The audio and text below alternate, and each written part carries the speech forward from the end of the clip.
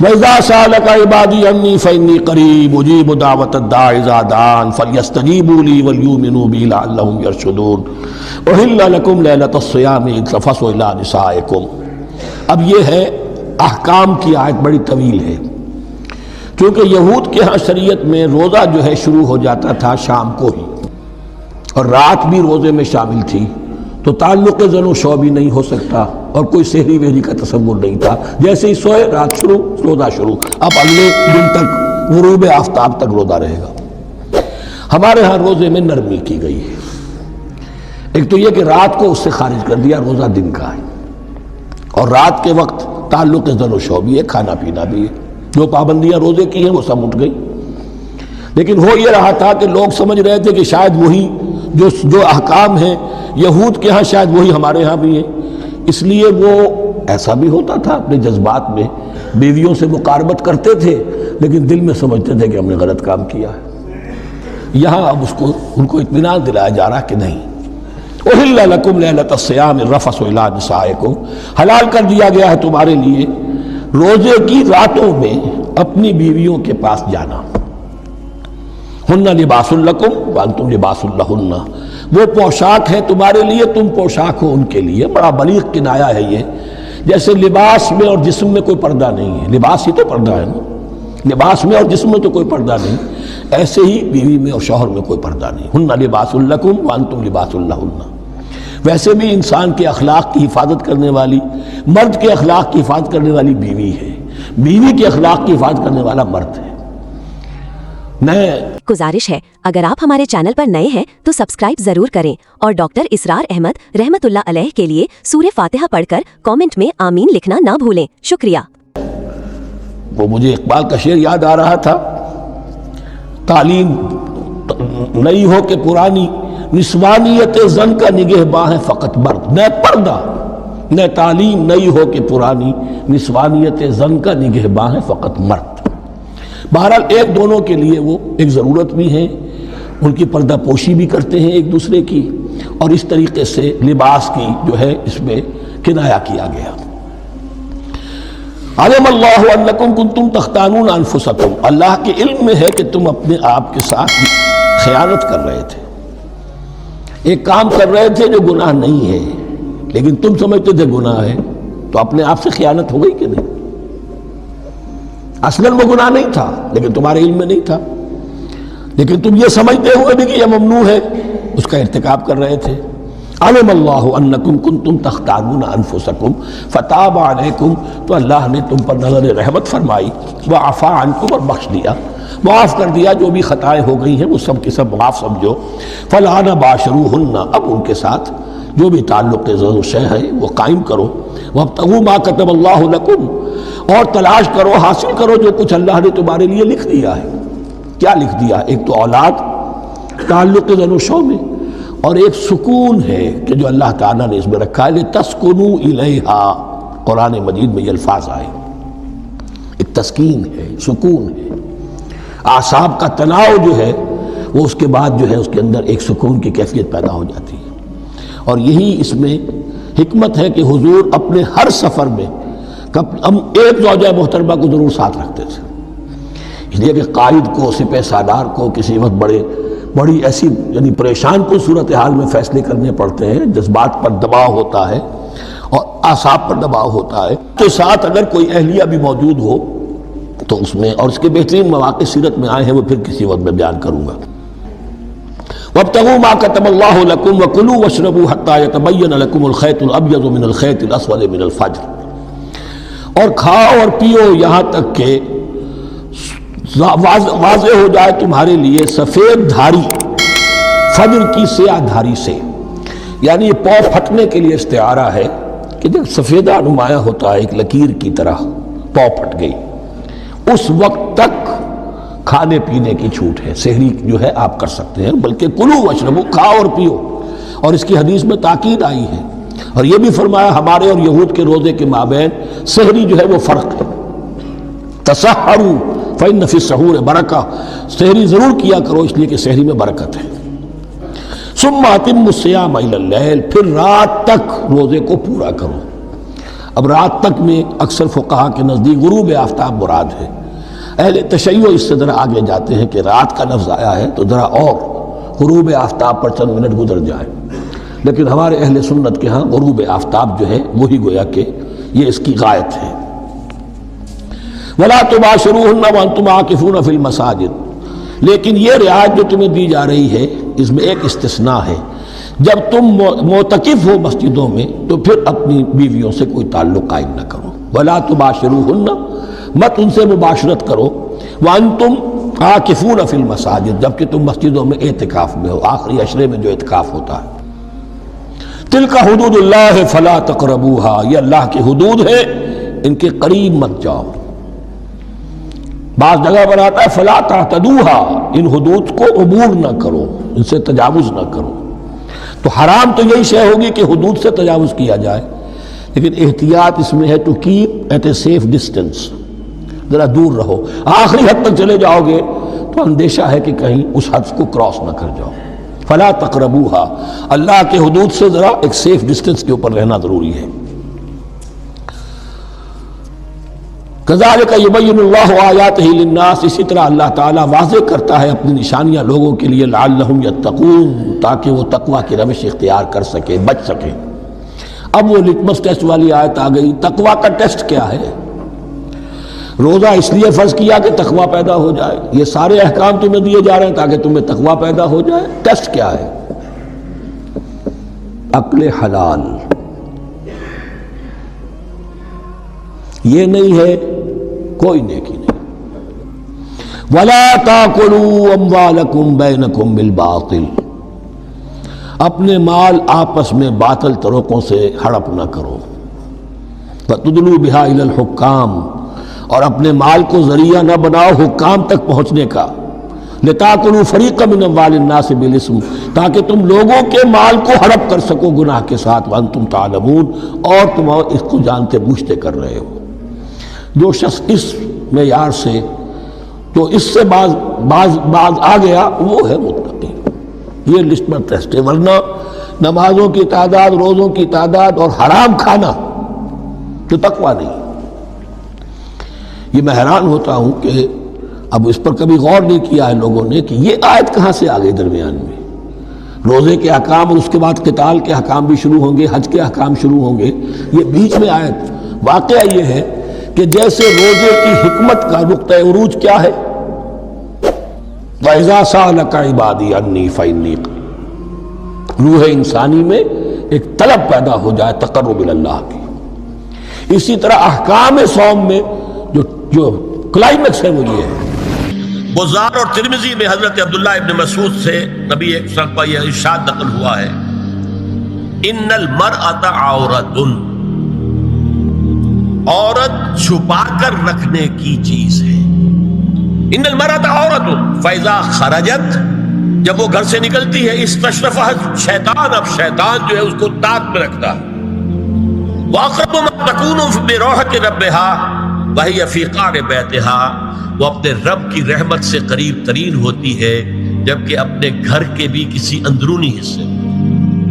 اسی لیے فرمایا مردوں کے لیے مسجد میں نماز افضل 28 گنا، اور عورت کے لیے گھر کی نماز مسجد سے افضل، گھر کے صحن کی مسجد سے افضل، دالان کی صحن سے افضل، کمرے میں اس سے افضل، اور کمرے کی کوئی بغلی کوٹھڑی ہے تو اس میں سب سے افضل. یہ احادیث نبی صلی اللہ علیہ وسلم. عبداللہ ابن احمد ابن حنبل نے زوائد الزہد میں اور ابن ابی شیبہ نے، ابن سعد نے اپنی کتابوں میں مسروق کی روایت نقل کی ہے کہ حضرت عائشہ جب تلاوت قرآن کرتے ہوئے اس آیت پر پہنچتی تھی، وقرن فی. گزارش ہے اگر آپ ہمارے چینل پر نئے ہیں تو سبسکرائب ضرور کریں اور ڈاکٹر اسرار احمد رحمت اللہ علیہ کے لیے سورہ فاتحہ پڑھ کر کامنٹ میں آمین لکھنا نہ بھولیں. شکریہ. بیوت کنہ، تو بے اختیار رو پڑتی تھی. قرآن کہتا ہے اپنے گھروں میں رہو. حضرت عائشہ نے شہادت عثمان کے بعد باہر نکل کر لشکر کی قیادت کی. پھر ساری عمر افسوس تھا کہ میں نے غلط کہا. حافظ ابو بکر بزار حضرت انس سے روایت کرتے ہیں کہ عورتوں نے حضور سے عرض کیا کہ ساری فضیلت تو مرد لوٹ کے لے گئے، وہ جہاد کرتے ہیں، خدا کی راہ میں بڑے بڑے کام کرتے ہیں، ہم کیا عمل کریں کہ ہمیں بھی مجاہدین کے برابر اجر مل سکے؟ جواب میں آپ نے فرمایا من قعدت منکن فی بیتہا فإنہا تدرک عمل المجاہدین، تم میں سے جو شخص اپنے گھر میں بیٹھی رہے گی وہ مجاہدین کا اجر حاصل کرے۔ یہ ایک ہوا کا رخ ہے، بتایا جا رہا ہے، یہ نظام ہے جس کو اس شکل میں دیا جا رہا ہے۔ اب آئیے سورہ نور کی طرف۔ یا ایھا الذین آمنوا لا تدخلوا بیوتا غیر بیوتکم حتی تستأنسوا وتسلموا علی اہلہا ذالکم خیر لکم لعلکم تذکرون۔ اہل ایمان مت ہرگز مت داخل ہو اپنے گھروں کے علاوہ کسی اور گھر میں جب تک کہ تم ان کے ساتھ مانوس نہ ہو جاؤ، اذن نہ لے لو، ان پر سلام نہ کرو، یہی تمہارے لیے خیر بہتر ہے۔ اس کے بعد تفصیل آئی ہے، اس میں میں اس وقت نہیں جا رہا۔ اور جو لوگ اس پر عمل نہیں کرتے ان کے بارے میں قرآن مجید کیا کچھ حضور کیا کچھ فرما رہے ہیں یہ آپ سن لیجیے، بہت سخت احکام۔ عن ابی ہریرہ رضی اللہ عنہ ان رسول اللہ صلی اللہ علیہ وسلم قال لو ان امرأ اطلع عليك بغیر اذن فخذفته بحشاة ففقعت عینه ما كان عليك من جناح، متفق علیہ، بخاری اور مسلم دونوں کی ہے۔ اگر کوئی شخص تمہارے گھر میں بغیر اجازت کے داخل ہو جائے اور تم اس کی سزا کے طور پر اس پر کنکریاں پھینکو اور اس کی آنکھ پھوٹ جائے کنکری سے تو تم پر کوئی گناہ نہیں۔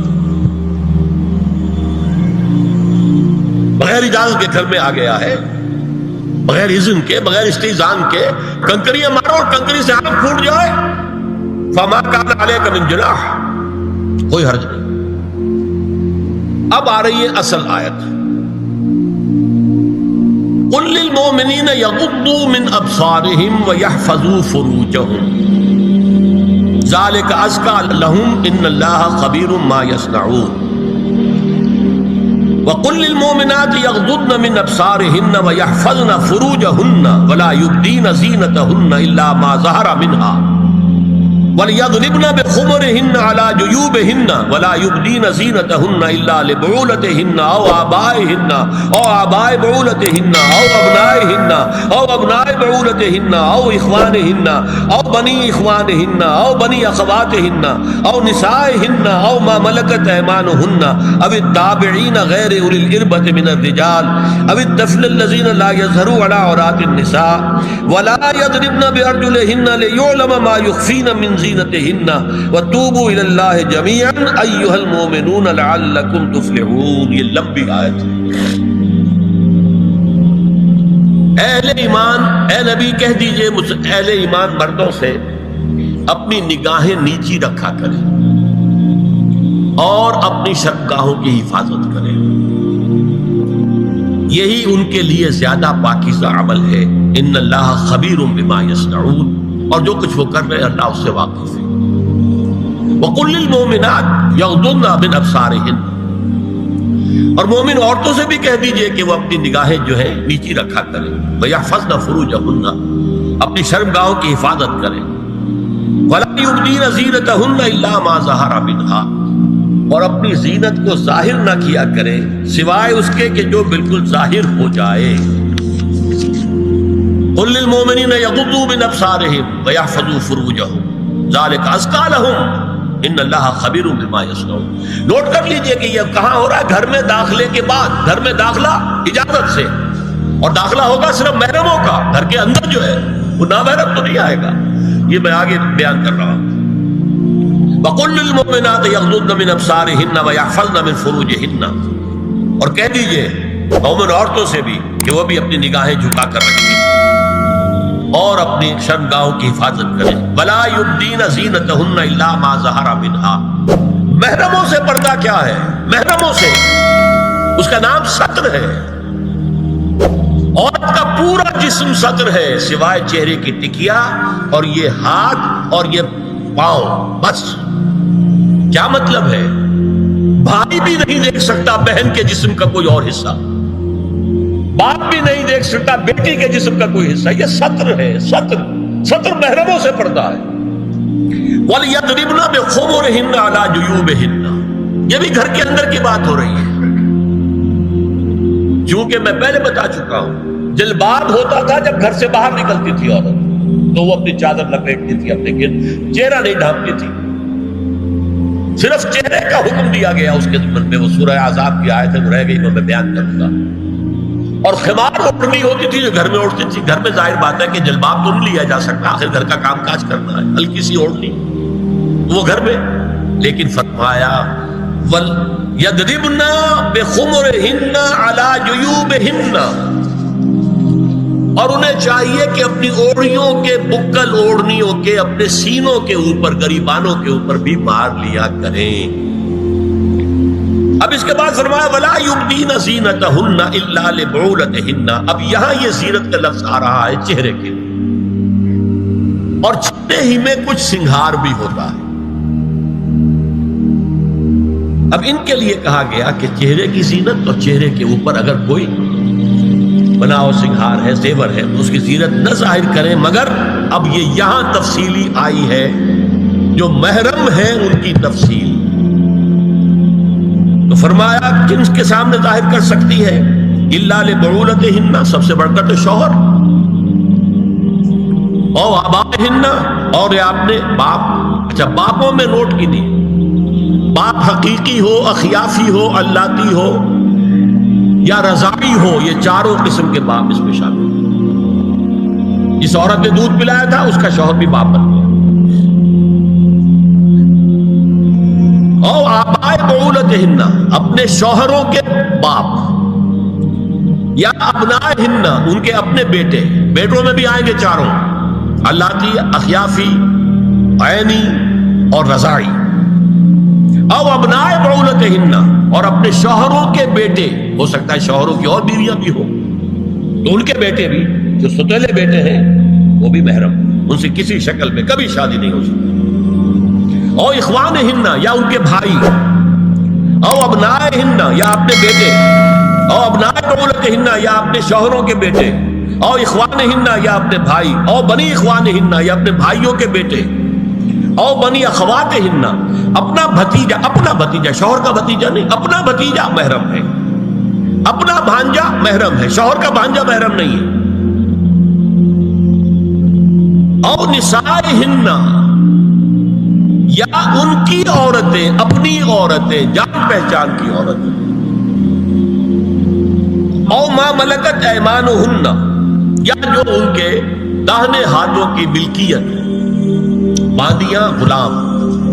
اس میں عرض کر چکا ہوں کہ اس میں کافی اختلافات ہیں. یہ بھی ہے کہ اس سے مراد صرف باندیاں ہیں، غلام مرد ہیں. یہ بھی ہے کہ مرد بھی ہے، اور یہ بھی ہے کہ مرد جب تک کہ وہ بالغ ہو. لیکن میں اس بحث میں یہاں نہیں جانا چاہتا، یہ پھر فقہ کی بحث ہو جائے گی. اب التابعین غیر اولی الارباح، کچھ ایسے لوگ بھی ہوتے ہیں، کوئی کسی کے گھر میں تو اندھا آدمی رہ رہا ہے، یا کوئی اور کسی وجہ سے کوئی مریض ہے، اسے آپ نے بنا دے رکھی ہے، انہیں عورتوں سے کوئی سروکار نہیں ہوتا. اب الطفل الذین لم یظہروا علی عورات النساء، یا وہ بچے کہ جن پر ابھی عورتوں کے پوشیدہ حالات واضح ہی نہیں ہے، پتہ ہی نہیں ہے انہیں، ابھی انہیں جنس کا کوئی احساس ہی نہیں. یہ ہے فہرست جو دی گئی ہے کہ جن کے سامنے عورت کھلے چہرے کے ساتھ اور اپنی جو اضافی زینت بھی ہو، کوئی زیور وغیرہ یا کوئی بھی سرما وغیرہ ڈالا ہوا ہے یا کوئی سرخی کو لگائی ہے معمولی سی، تو اس کے ساتھ آ سکتی ہے. اور یہ وہ رشتے ہیں کہ جن سے کسی حالت میں بھی نکاح نہیں ہو سکتا. آگے سنیے وَلَا يَضْرِبْنَ بِأَرْجُلِهِنَّ لِيُعْلَمَ مَا يُخْفِينَ مِنْ زِينَتِهِنَّ، اور چلتے ہوئے اپنے پاؤں زور سے نہ مارے کہ ان کی زینت ظاہر ہو جائے. اگر کوئی پازیب پہنی ہوئی ہے، کوئی جھنجھنو وغیرہ ہے، تو اب اگر پاؤں مار کر چلے گی تو خواہ ذہن جائے گا بیٹھے ہوئے کا کہ کوئی ہاتھ دھل جا رہی ہے. یہاں تک اس کے علاوہ یہ بھی ہے، تعطر کے بارے میں فرمایا ہے کہ اگر عطر لگا کر کوئی عورت گھر سے نکلی ہے، اذا استعارت المرأة فمرت على القوم ليجدوا ريحها فهي كذا وكذا قال قولا شديدا اس ابو داؤد کی روایت ہے، حضور نے فرمایا جب کوئی عورت عطر لگا کر خوشبو لگا کر نکلتی ہے کہ لوگ اس کی خوشبو سوگے یا اس کو اوپر مطلع ہو جائیں تو ایسی ہے بہت سخت الفاظ حضور نے استعمال کیے کہ جس کو راوی نے نقل نہیں کیا۔ عورت کے لیے خوشبو، عورت کی آواز کا پردہ ہے۔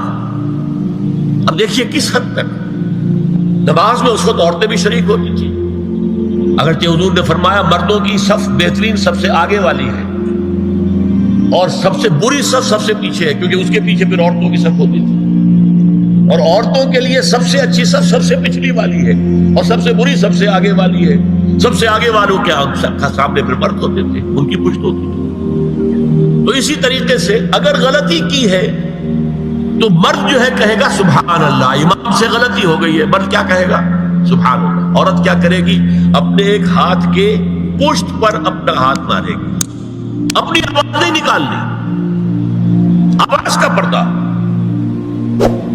چھونے کا پردہ یہاں تک ہے کہ حضور نے کبھی کسی عورت سے ہاتھ نہیں ملایا، اور آپ جب بیعت بھی لیتے تھے تو بس زبانی الفاظ کہلوائے اور کہا ٹھیک ہے بیعت ہو گئی، یا ایک کپڑا پکڑا، اس کا ایک سرا اپنے ہاتھ میں دوسرا سرا اس خاتون کے ہاتھ میں، یا ایک تشت کے اندر پانی بھرا، اس میں ایک طرف اس نے انگلیاں ڈال لی اور ایک طرف حضور کی۔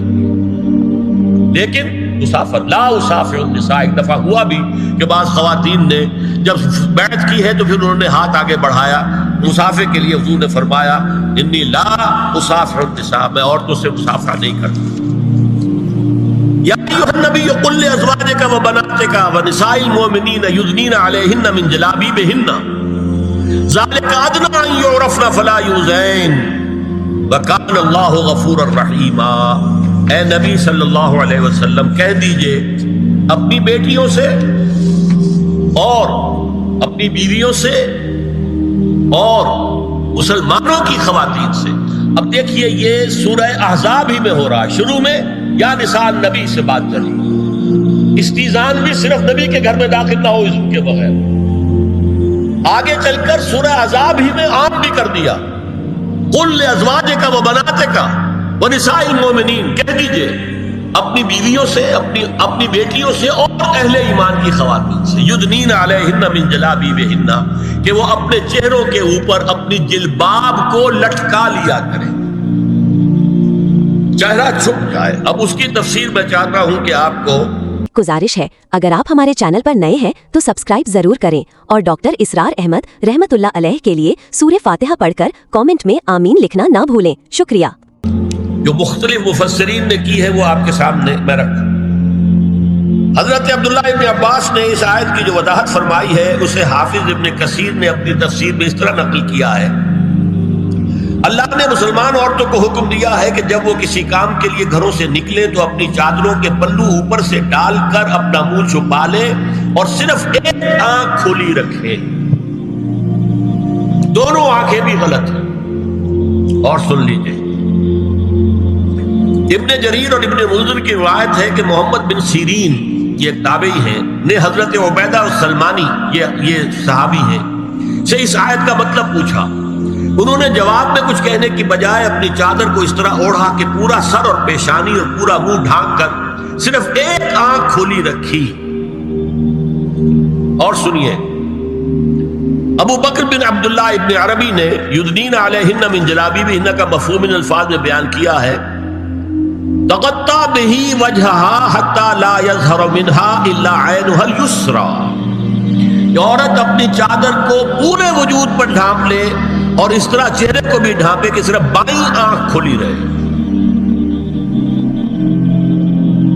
علامہ حمید الدین فراہی کو نظم قرآن کے فہم میں خصوصی مقام حاصل تھا، انہوں نے حجاب کے بارے میں اپنے ایک مکتوب میں ہاتھ اور چہرہ کھلا رکھنے کو جائز قرار دینے کے موقف کے بارے میں لکھا ہے کہ میری رائے میں نظم قرآن پر توجہ نہ کرنے سے یہ غلط فہمی پیدا ہوئی ہے۔ وہی بات کہ سورہ احزاب میں گھر سے باہر کا پردہ ہے اور سورہ نور میں گھر کے اندر کا پردہ ہے۔ بہرحال الحق احق بان یتبع، حق جو ہے وہ اس کا زیادہ حقدار ہے کہ اس کی پیروی کی جائے۔ میں اس مسئلے پر مطمئن ہوں اور میرے نزدیک اجنبی سے پورا پردہ کرنا واجب ہے، اور قرآن نے یہی حجاب واجب کیا ہے جو شرفاء میں مروج ہے، بلکہ اس سے بھی قدر زائد۔ مولانا فراہی کا یہ مکتوب ماہنامہ حیات نو بلیریا گنج انڈیا کے اکتوبر سن 92 کے شمارے میں شائع ہوا ہے۔ یہ ہے علماء کی رائے۔ حضرت ام سلمہ اور حضرت میمونہ نبی صلی اللہ علیہ وسلم کے پاس بیٹھی تھی، اتنے میں حضرت ابن ام مکتوم آ گئے۔ نبی صلی اللہ علیہ وسلم نے ان دونوں سے فرمایا احتجبا منہ، ان سے پردہ کرو۔ ازواج نے عرض کیا یا رسول اللہ الیس اعمی لا یبصرنا ولا یعرفنا، حضور کیا یہ اندھے نہیں ہیں؟ یہ نہ ہمیں دیکھ رہے ہیں نہ ہمیں پہچانتے ہیں۔ فرمایا افعمذایان انتما، کیا تم دونوں بھی اندھی ہو؟ اللہ تم سرانے ہی، کیا تم نہیں دیکھ رہی ان کو؟ حضرت ام سلمہ تصریح کرتی ہیں ذالک بعد ان امر بالحجاب، یہ جب حجاب کا حکم آ گیا تھا تب حضور نے پھر یہ حکم دیا۔ اس کی وجہ کیا تھی؟ حضرت عبداللہ ابن مکتوم کا گھر میں آنا جانا تھا، تو اگرچہ اندھے ہیں لیکن یہ کہ یہ بار بار کا آنا جانا اس سے فتنے کا ایک دروازہ کھل سکتا ہے، اس دروازے کو بند کر دیا گیا۔ حضرت عائشہ کے پاس ایک نابینا آیا تو انہوں نے اس سے پردہ کیا، کہا گیا کہ آپ اس سے پردہ کیوں کرتی ہیں، یہ تو آپ کو نہیں دیکھ سکتا۔ جواب میں حضرت ام المومنین نے فرمایا لیکنی انظر الیہ، میں تو اسے دیکھ رہی ہوں نا، اور مرد کو دیکھے۔ البتہ یہ کہ عام حالات میں آپ بازار میں چل رہے ہیں، عورت جا رہی ہے، کوئی باہر نکلنا پڑا ہے، تو اس حالت میں اگر وہ مرد کو دیکھتی ہے تو اس میں در حقیقت وہ فتنہ نہیں ہے کہ جو گھر میں آنے جانے والے لوگ۔ اب ایک آخری مسئلہ ہے، دو حدیثیں ایسی ہیں جو میری گفتگو کے خلاف جاتی ہیں اور میں دیانت کا تقاضا سمجھتا ہوں کہ وہ بھی آپ کے سامنے بیان کروں۔ حضور کے بارے میں یہ معلوم ہے کہ دو خواتین جو ویسے نامحرم تھیں وہ ان کے سامنے آتی رہیں اور آپ ان سے ملتے رہے۔ ایک آپ کی سالی حضرت اسماء، حضرت عائشہ کی بہن رضی اللہ تعالی عنہ، اور ایک آپ کی چچا زاد بہن حضرت علی کی بڑی ہمشیرہ حضرت ام ہانی۔ یہ میں حدیث آپ کو سنا رہا ہوں۔ بکثرت احادیث سے ثابت ہے کہ حضرت اسماء بنت ابی بکر آپ کے سامنے ہوتی تھی اور آخر وقت تک آپ کے اور ان کے درمیان چہرے اور ہاتھوں کی حد تک کوئی پردہ نہ تھا۔ حجۃ الوداع نبی صلی اللہ علیہ وسلم کی وفات سے صرف چند مہینے پہلے کا واقعہ ہے اور اس وقت تک بھی یہی حالت قائم رہی۔ یہ ابو داؤد کتاب الحج۔ دوسری روایت حضرت ام ہانی رضی اللہ تعالی عنہا جو ابو طالب کی صاحبزادی اور نبی صلی اللہ علیہ وسلم کی چچاداد بہن تھی، آخری وقت تک حضور کے سامنے ہوتی رہیں اور کم از کم منہ اور چہرے کا پردہ انہوں نے آپ سے کبھی نہیں کیا۔ فتح مکہ کے موقع کا ایک واقعہ وہ خود بیان کرتی ہیں جس سے اس کا ثبوت ملتا ہے۔ یہ ابو داؤد کی روایت ہے۔ یہ روایتیں ہیں، میں انہیں تسلیم کرتا ہوں اور میں نے اب جو کچھ بیان کیا ہے اس سے یہ۔ اگر آپ کو ہماری ویڈیو اچھی لگی ہو تو ہمارے چینل کو سبسکرائب ضرور کریں۔ ڈاکٹر اسرار احمد رحمت اللہ علیہ کی وفات کے لیے سورہ فاتحہ پڑھ کر کامنٹ میں آمین لکھیں۔ شکریہ۔